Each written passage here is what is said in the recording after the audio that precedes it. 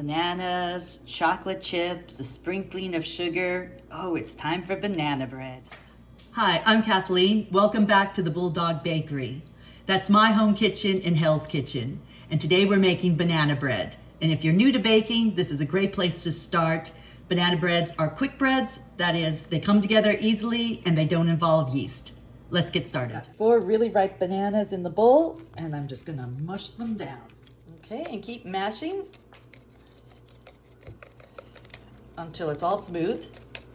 Then you're just gonna add all the other ingredients straight into this bowl.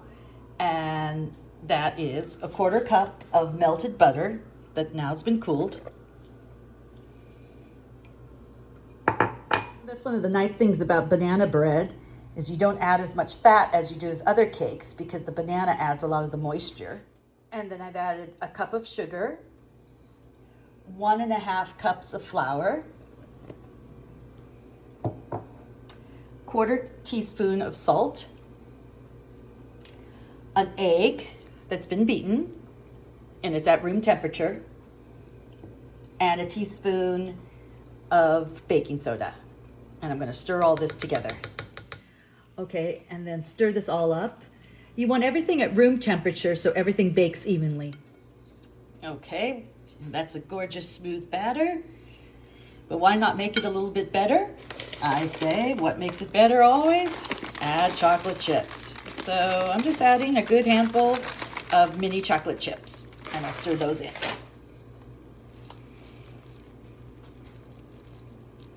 Okay, then I've got my loaf pan, and I've just taken a little knob of butter and just smoothed it all around just to get it ready. Okay, and then the batter gets poured into the pan. And then right before it goes into the oven, we're going to give it a sprinkling of sugar. And here we go, just a dusting of sparkling sugar. And now this is ready for the oven. Okay, and then into the oven at 350 for 55 minutes. So you could do some yoga.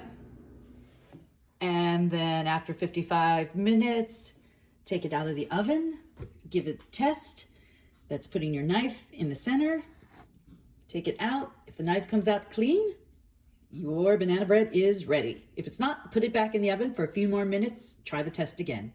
Okay, so after you've let the banana bread cool, I take it out of the pan and I just usually take it and flip it and hope for the best. Let's go. Woo!